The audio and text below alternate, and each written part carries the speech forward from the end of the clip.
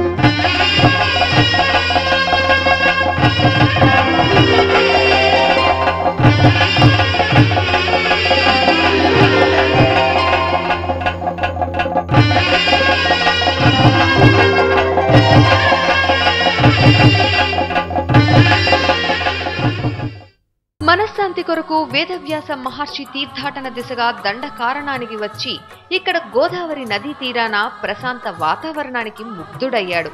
కుటీరము నిర్మించుకొని సరస్వతీదేవిని ప్రసన్నం చేసుకునేందుకు తపస్సు చేశాడు.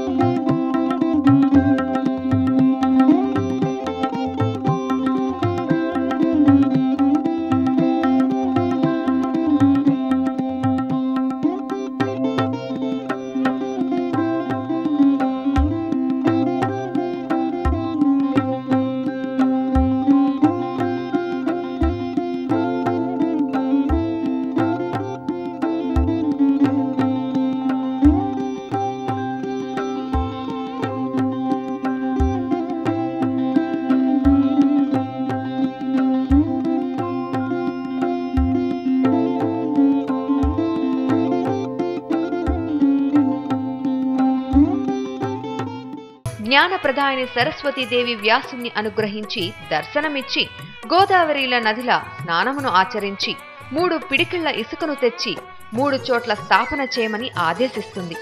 ఆ 3 ఇసుకల ప్రతిమలు సత్వ, రజ, తమోగుణ ప్రతీకులైన మహాసరస్వతి, మహాలక్ష్మి, మహాకాళులుగా రూపాంతరం చెంది 3 అమ్మలకు ఆలయం నిర్మించమని ఆదేశిస్తుంది.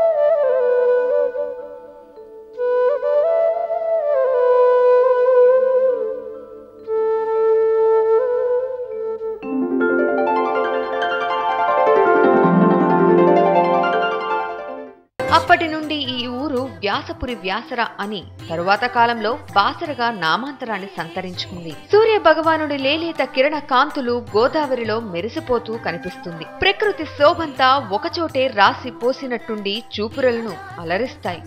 విశాల ప్రాంగణంలో అమ్మవారి ఆలయం నిర్మలంగా పచ్చటి మొక్కలతో కనువిందు చేస్తుంది. గాలి గోపురం అద్భుత శిల్ప కళతో నిర్మించారు.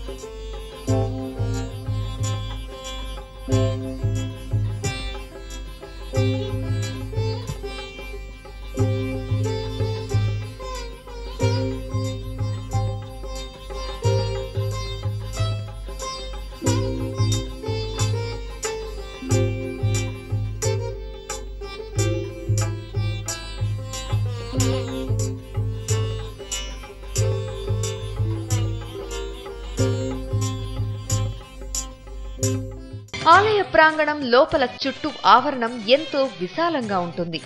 ఇక్కడ చాలా పెద్దటి హాలులో అమ్మవారి పూజలు, కుంకుమ అర్చనలు, అక్షరాభ్యాసం నిర్వహిస్తారు. అనంతరం అమ్మవారిని దర్శించుకుంటారు. ఇక్కడ వేదశిల, వ్యాసగుహ ముఖ్య ప్రదేశాలు. మహాశివరాత్రి, వసంత పంచమి, అక్షరభ్యాసం, దేవి నవరాత్రులు, వ్యాస పూర్ణిమ రోజుల్లో విశేష పూజలు నిర్వహిస్తారు.